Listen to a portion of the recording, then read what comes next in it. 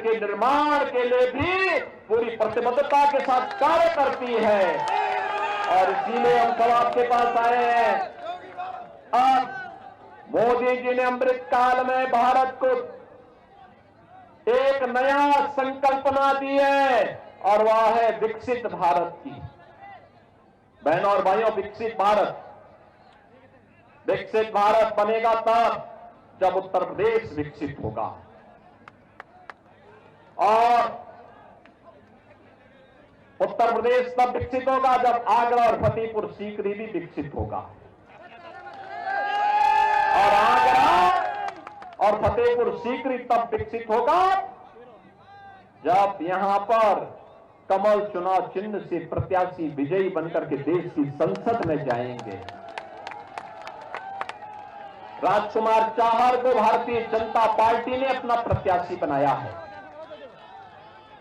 Bharatiya Janata party के अलावा राष्ट्रीय लोक दल, निषाद राज पार्टी, अपना दल और सुहेलदेव राजभर पार्टी ने भी उन्हें अपना समर्थन दिया है।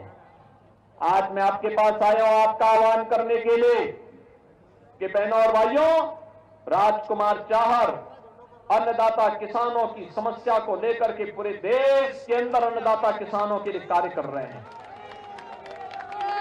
उन्होंने अपना पूरा जीवन अन्नदाता किसानों के लिए समर्पित किया है।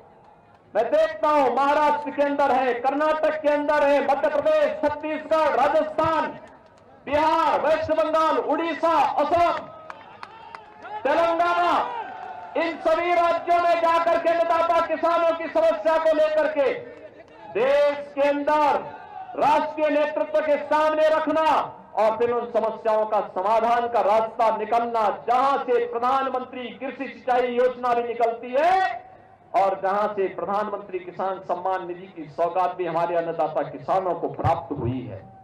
और इसलिए बहनों भाइयों, आज के दिन पर यह आपका सौभाग्य है, राजकुमार चाहर जैसा जुझारू कार्यकर्ता आपके बीच में सांसद पद का प्रत्याशी बनकर के आया है। उनको प्रत्याशी पार्टी ने बनाया है और पार्टी ने आपके सामने उनको दिया, प्रस्तुत किया है।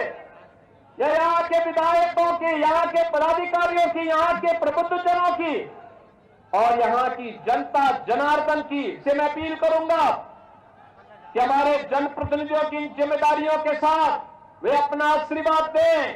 राजकुमार चाहर को भारी बहुमत से विजयी बना करके फतेहपुर सीकरी में फिर से कमल का फूल खिलाने का काम करिए। और मैं आपको आश्वस्त करता हूं, विकास के पैमाने पर जिन मुद्दों को यहां पर राजकुमार चाहर ने आपके सामने रखा है, हर घर नल योजना यहां दी जा चुकी है। सड़क के लिए जो भी प्रस्ताव जहां से आया था, सारे प्रस्ताव यहां के स्वीकृत हुए हैं। और विकास के लिए कहीं भी आपको इधर उधर ताक झांक नहीं करना पड़ेगा, बल्कि सीधे सीधे विकास का कार्य इस क्षेत्र में आएगा, क्योंकि इस क्षेत्र का संबंध तो पूर्व प्रधानमंत्री सदैव अटल बिहारी वाजपेयी जी से भी है।